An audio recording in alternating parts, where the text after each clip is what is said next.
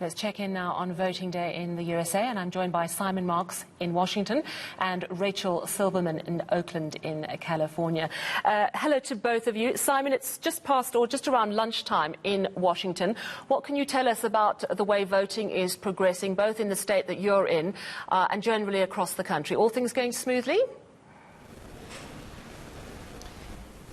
Yes, although we've just had within the last few minutes, Sally, the first report of some dirty tricks that are underway in the all-important battleground state of Michigan. The Attorney General in Michigan has just taken to Twitter to say that she's getting reports of multiple robocalls going to residents of the city of Flint in Michigan, where they're being told that due to long lines they should vote tomorrow. Obviously, writes the Attorney General, this is false and an effort to suppress the vote. No long lines, and today is the last day to vote. So that gives you a sense of, at least in Michigan, what may be taking place behind the scenes. I haven't seen similar reports from other battleground states, but it's possible that there are voter suppression efforts underway in other parts of the country because, as we've said already on ENCA throughout the day, the stakes in this election are so enormously high and the turnout has been so massive.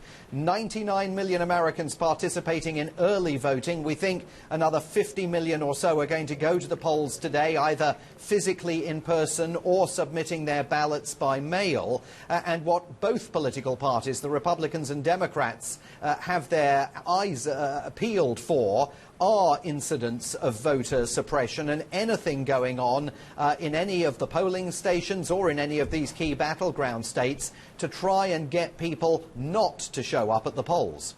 Yeah, so you're saying this is a robotic calls in Michigan saying that you should vote tomorrow because of the long lines. You probably shouldn't vote because you're a bit daft if you believe that, but at the same time it's worrying. Is it possibly just someone playing a prank, or could it be like massive global interference? Is it possible to say at this stage?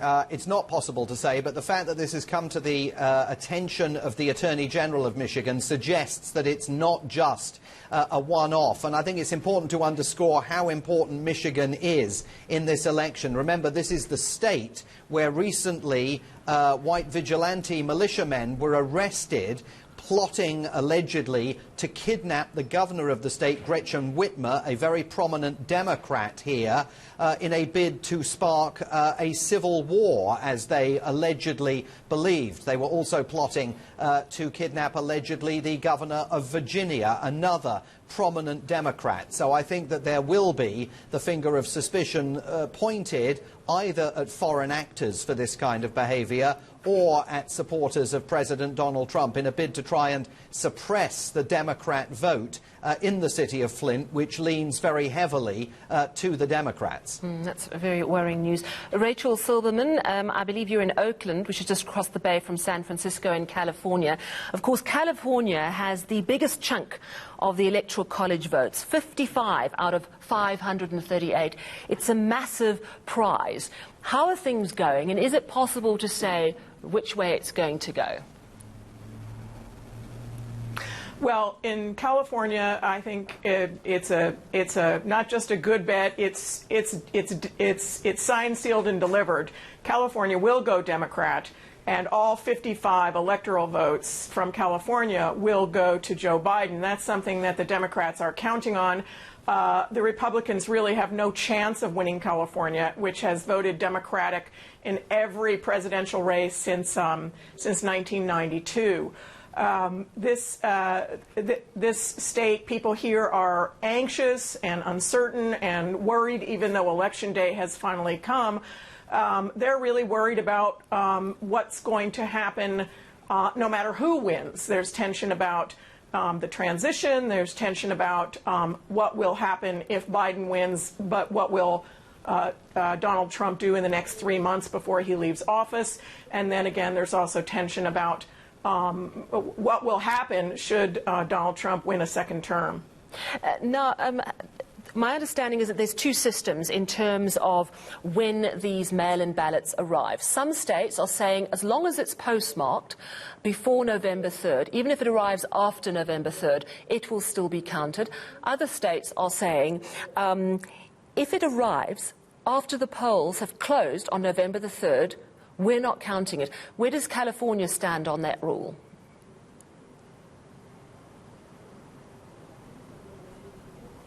Rachel, are you still with us? As long yes. as, yeah, I'm here. Okay, Hello? sorry. Yes, start that again. We had a In frozen California, picture. just as long as your mail ballot was mailed in before the deadline of midnight tonight, it will be counted. California's already broken some. More than 10 million Californians voted early, but people are still going to the polls, and no shenanigans here so far. And finally, back to you in Washington, Simon. We've seen those images of storefronts being boarded up and real concerns about civil unrest. I spoke to Human Rights Watch in America, and they're saying so far things are really seeming to go okay in terms of that civil unrest. What is the mood in Washington?